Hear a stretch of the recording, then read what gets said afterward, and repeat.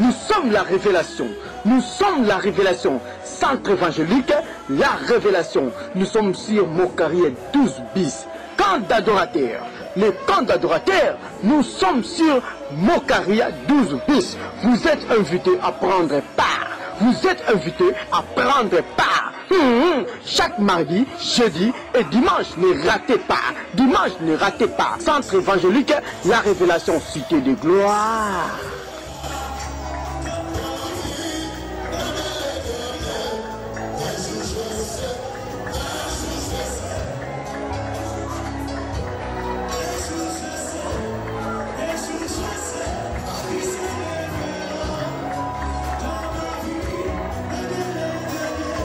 Nous sommes la révélation. Centre évangélique, la révélation. Nous sommes sur Mokari 12 bis. Wata. Camp d'adorateurs. Les camps d'adorateurs, nous sommes sur Mokari 12 bis. Vous êtes invités à prendre part.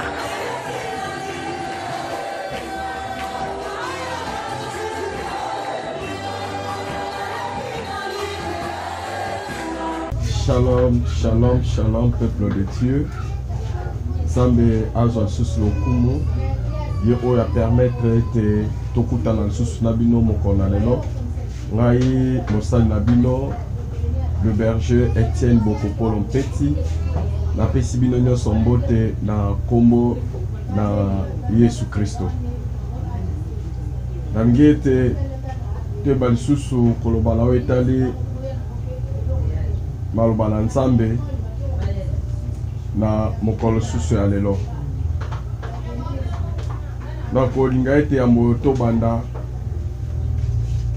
toyeba posa na nzambe ezali bandeko baningami tango tozali ezali tango moko oyo eklezia esengeli elamuka pamba te tozomona ete bana na nzambe ebele bazali kati na distraction bazoyeba te kososola tango oyo biso tozala lokola bafisi ya Izaka oyo bazalaki na makoki ya koyebana kotanga tango tososola ete bozongi na Nkolo Yesu Kristo ese komi penepene na yango kati na emission na biso oyo ciel ouvert tokolobela bobelese Yesu Kristo kombo mosusu te toyekobeta lisolo ya motu te ya paster songolo to mpe eklezia songolo pakala te toyekoloba nde mpo na ntina na Yesu Kristo toyeba ete Nkolo deja atelemi azali deja na ekuke mpe bozongi na ye ekomi penepene bana na nzambe tolamuka bana na nzambe tozongela mosala na nzambe basali na nzambe tolibere bampate na Nkolo bayebana kokende kote ya sango malamu na yango mokana na nzambe ezoloba na biso na 1 Timothée na 1 Timothée chapitre 2 na verset na yango 4. Bien-aimé dans le Seigneur, eloko nini ezali ko préoccuper nzambe na tango oyo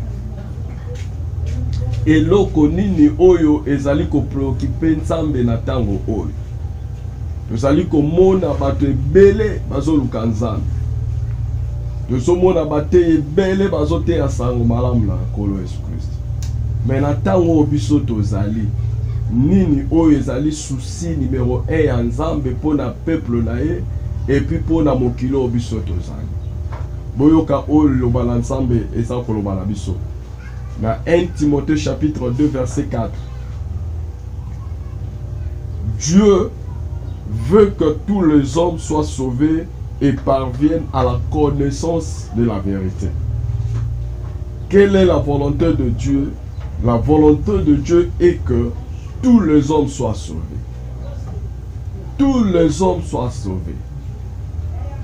Et lolenge nini bato nyonso bakozala sauvé soki ecclesia la nkolo ebimi mpona kokende kobikisa milimo ya bato te. Voilà pourquoi naye koloba lisusu na mokolo lelo ete ecclesia la nkolo tote ya sango malamu. Kolo atindaki biso tote ya sango malamu. Kolo abengi biso po ete tote ya sango malamu. Nous sommes sauvés pour sauver les autres. Comment est-ce que vous as sauvé, mais tu n'arrives pas à sauver mon sous? Non. Nous sommes sauvés pour sauver les autres. Milimo ezali kokufa. Bible ezali kolobana biso Jésus-Christ ne tarde pas à l'accomplissement de ses promesses, comme quelques-uns le croient. Mais il use de patience envers vous, ne voulant pas qu'aucun périsse. Le souci de Dieu ezali ke moto moko te ayeba na kobunga. Ke bato nyonso bayeba na kobongola mitema. Mais lolenge nini bato bakobongola mitema? Bato bakobongola mitema na mate ya bademon. Yango ecclesia ya nkolo Yesu Kristo ekomi nde ya koteyaka bato bademon tongo ti pokwa. Bato baluka délivrance eza malamu. Biso toza na posa délivrance. Biso toza na besoin ya connaissance. Mais oyo ezali motuya ete bato babongola mitema. Mais lolenge nini bato bakobongola mitema soki ecclesia ezoyeba koteya sango malamu na nkolo Yesu Masiya te. Kotalisa na bato ete Yesu Kristo akufaki mpo na ntina na bango. Musala na Yesu Kristo na ekulusu esalaki mpo ete biso toyeba na kobikisa. Bana na Nzambe tolamuka. Okana na Nzambe zoloba na Proverbe nango chapitre 11 na verset 30. Celui qui gagne les âmes est sage. Celui qui gagne les âmes est sage. Ndeko moningami, wuta yo bongoli motema, milimo boni yo sobikisi. Awa yo bongoli motema, milimo boni yo sobikisi. Lobiko otozo epai na nkolo Yesu ezali kaka te ya kokende ecclesia pe kozonga kanda, kokende ecclesia kozonga ndako te. Tango tozokende koyoka mateya, kobima na biso tokanga monoko te. Tomema sango malamu na nkolo Yesu Masiya. Nkolo azali koloba na biso ete esenge na biso tokende. Tokende kopanza sango malamu. Pamba tete biso nde tozali ba mungwa ya mokili pe tozali mwinda na mokili. Tozali mungwa na mabele oyo pe mwinda ya mokili. Esengeli na biso tongengisa. Mwana na Nzambe ngengisa. Mema mpole na ndaku na yo. Mema mpole esika osalaka. Mema mpole bisika onyonso molili ezali. Toyeba na komema mpole na nkolo Yesu Kristo. Celui qui gagne les âmes est sage. La préoccupation numéro 1 de Dieu, c'est le salut des âmes. Le salut des âmes. Voilà pourquoi la Bible nous dit, celui qui gagne les âmes est sage. Bana na Nzambe to sosola. Ecclesia la nkolo Yesu Kristo ekomi lokola musée ya basaint. Musée des saints. Non. Yesu Kristo asalaki ecclesia po ezala musée des saints. Oyo tango baza koya ba exposer biso batala oyo Yesu asali po na biso, oyo Yesu akoki kosala po na biso, toza ba musée te. Toza ba œuvre d'art batie na musée na église te. Lelo ba pasteur ebele ba komisi bandimi lokola ba œuvre d'art. oyo ba exposer na lokolo ndenge ba exposer ka ba œuvre d'art na ba musée te oyo etikalaka ke sika moko ebujaka te nde bato bakotaka bamonaka mpe batalaka jamais. Eklise na nkolo abengaki biso mpo tosalela ye, abenga biso mpo tosalela ye. E mosala e malamu oyo tokoki kosala mpo na nkolo ezali koteya nde sango malamu. Milimo ezali kokufa, milimo ezokufa. Peuple de Dieu tolamuka, tolungwa na kati ya distraction.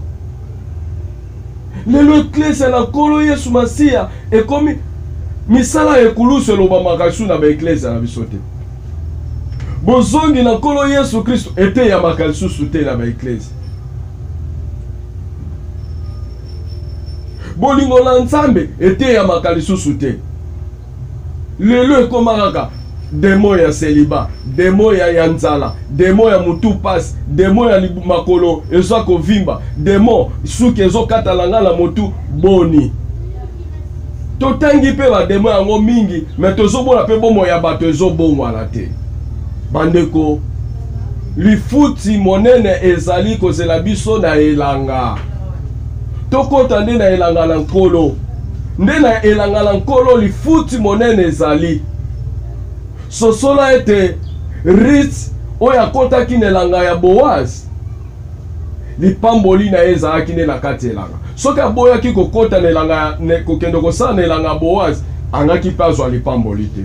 Tososola ete lipamboli monene ya bana na Nzambe ezali nde na kati na elanga na ye. Elanga na Nzambe ezali monene. Elanga na Nzambe ezali kozela biso toteya nde sango malamu. Kola bikisi yo po ofungola eklese ya kobengalaka bademo tongo tipo kwa te. Eza malamu. Meto te yande sango malamu. Batu bayamba Yesu Kristo na bombo na bango lokola mobikisi pe nkolo na bango. Lumilimo ya batu ebana kobikisama. Bandeko tote ya sango malamu. Tobanga kanda ya Nzambe. Yo mosali na Nzambe ozali conduire bana na Nzambe na erreur keba kanda na Nzambe ezali kolo na yo. Libérer peuple de Dieu. Teya bana na Nzambe lakisa bango lolenge nini bakoki koteya pe bakende osakola sango malamu. Bakende kosagela sango malamu. Bible lobi Dieu veut que tous les hommes soient sauvés. Le salut des âmes. Il revient bientôt. Et yo ozali koyo kanga to lembaki na mosala Nzambe kola lozo senga na yo zwa makasi zongela mosala Nzambe. Bolingo la Nzambe ya koteya sango malamu ezonga lisusu katikati na motema na yo. Que la passion des âmes ezala lisusu restaurer na ecclesia, ezala lisusu restaurer na mitema ya bandimi. Tika ete Nzambe aibala kopambola bino. Nzambe azwa lokumu oyo ya permetaki ete tosolola lisusu na mokolo lelo na basi ete tokokoba lisusu kosolola na mbala ezali koya. Ibondeli na ngai ezali ete soki nkolo Yesu azongi te tokoloba lisusu mpo na ntina na ye. Yango napesi merci na bandeko nyonso oyo basongi ngai namona na liboso na bino. Merci na Pasteur Bron, mon père spirituel que j'aime beaucoup, qui me soutient na ba conseil na sa ko prodiguenga pe na bandeko nyonso to sa ko travailler na bango na centre évangélique La Révélation Cité de Gloire où ils na Mokaria numéro 12 bis. Et puis na bakambi na biso nyonso ya KDC, les Assemblées de Dieu au Congo, na pesimbote na le révérend Batelemi Nzambe apambolae. Na pesi merci mingi na madame Nangai Lili Boele oyo aza kolemba te ko soutenir la ba prière na e Nzambe apambola bino bye.